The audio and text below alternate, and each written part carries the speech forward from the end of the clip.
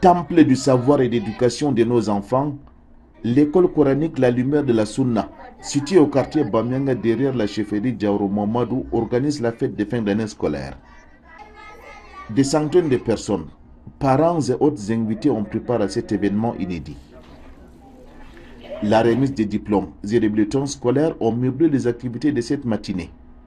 Pour le directeur de cet établissement, Imam Aliou Alkali Murtala, le succès des apprenants est sans appel.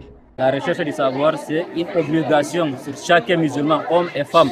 Et la continuité, il faut continuer. La route est encore longue. En marge de cet événement, une compétition de lecture de Saint-Coran est organisée et le résultat est dévoilé ce jour. Cette école a plusieurs branches. Il y a une branche pour les femmes adultes, une branche pour l'école primaire, une autre pour la mémorisation du Saint-Coran. On a organisé une compétition du Saint-Coran qui s'appelle Moussabaqa. Et après le résultat, vous avez vu comment le résultat était très bien. L'islam est en bonne marche dans notre ville, la ville d'Ngaoundéré. On a vu les enfants, les petits-enfants même, qui ont mémorisé le Saint-Coran. Plusieurs grands érudits de la région sont conviés à ce moment historique où la lecture, le psalmodie et la mémorisation du noble Al-Coran sont au cœur de préoccupations.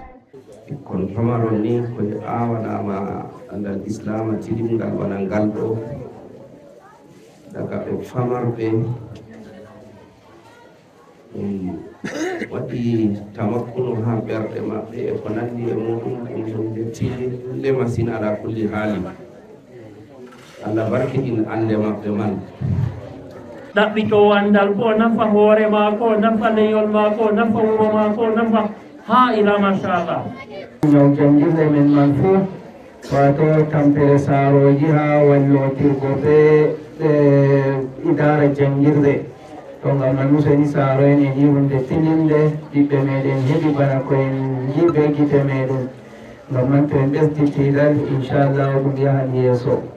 Présents ici comme invités d'honneur, les autorités municipales encouragent cette noble initiative qui vise à rendre davantage meilleur l'avenir de nos enfants.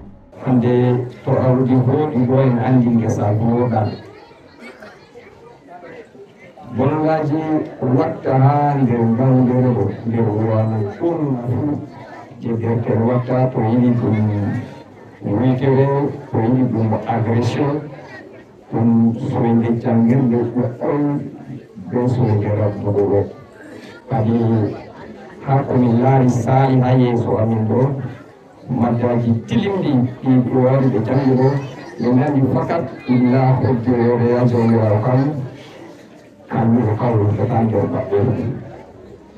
Source d'éducation, de civilisation et de préservation de nos valeurs morales, l'école coranique La Lumière de la Sunna se présente comme l'une des meilleures dans la ville de Ngaoundéré.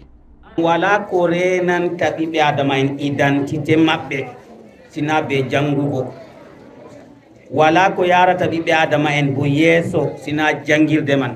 Bayan yi jonta ɓe jangi on ha ɓe hokkama shahada ibtidaiya ɗon nana ɗum hikka man ɗo tan ɗum itti ɗum hokki ɓe manama ɓinguel man ɗo jangi suudu aranderu ɗiɗabru tatabru nayabru joyabru jeegowabru ono heɓi shahada man ɗo. Plus d'une dizaine de filles et garçons ont fait la doua des fins de lecture du Saint-Coran.